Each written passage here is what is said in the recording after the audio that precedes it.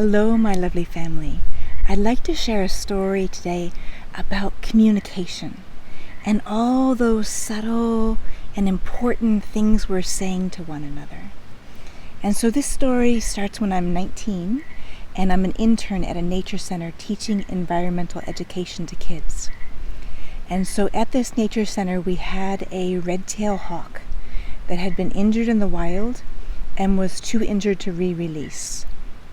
So it was my job as an intern to feed the hawk every day, and in that feeding it, I developed rapport and relationship with this creature. So I had the privilege of showing the red-tailed hawk to some of the kids. It was a group of 9-year-olds, and they were totally thrilled. And so I'd been trained by one of the elders how to put on the leather cover on my arm, and the red-tailed hawk had a little kind of cover around its ankle that hooked to a tether, so I could hold the tether and keep the talons on the cover.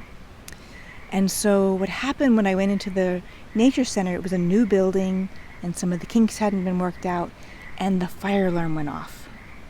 And so this was of course very stressful to the red-tailed hawk, and so I'm heading out of the building to get the bird away from the noise, but it's stressed enough and it's walking its talons further and further despite me holding as hard as I can to the tether, and it walks one of its talons off the cover and it's sinking into my arm. And so I'm pulling as hard as I can. I know my hands can't pull the talons out. It's much stronger than my fingers. And so I think to myself, what do I have right now? And I thought, I'm gonna talk to it. And so with my heart and with my thoughts, I said, please step back on the cover. You're hurting me, and I know you don't want to hurt me, so please step back on the cover. And in that moment, it took its talon out of my arm and stepped back onto the protection. And I was, of course, incredibly grateful and incredibly relieved. And so we just stood there and kind of both recovered in nature, and I just stayed still and just looked around in nature and let it look around in nature. And so many people are going to get different things out of me sharing that story.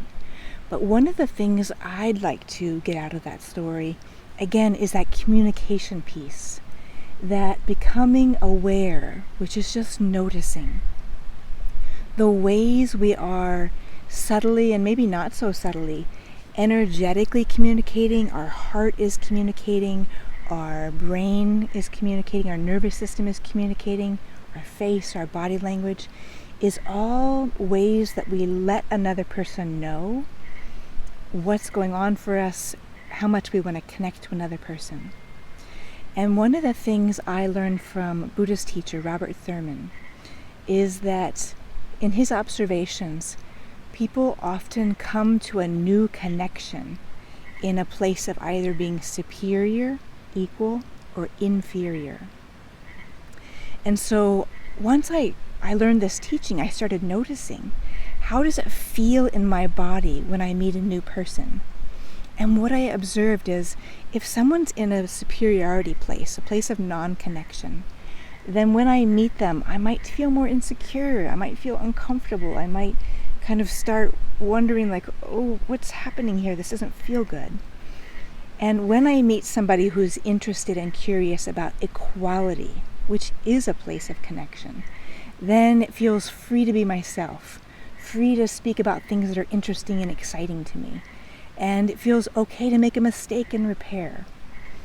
When I meet somebody and if they have gone into a chronically inferior position, and they might be putting me in a superior position, I might feel uncomfortable, like, oh, this doesn't feel good, I want to get away. I suddenly feel like I have to kind of be perfect and not make mistakes. And so my point is, we all have bad days, we all have days where we're off center, so it's not about getting tense about, oh my God, I might have kind of communicated something weird energetically. That's fine, you just make repair, that's okay. But just to start noticing, what's another person's biology saying to me? What's my biology receiving? And what am I putting out? So again, It's as simple as noticing, not being perfect or being any particular state, but just being aware and being curious. So what I'd love is if in the comments, if you put this in practice in your life, I would love to hear what you notice and what happens in your life when you put these things into play.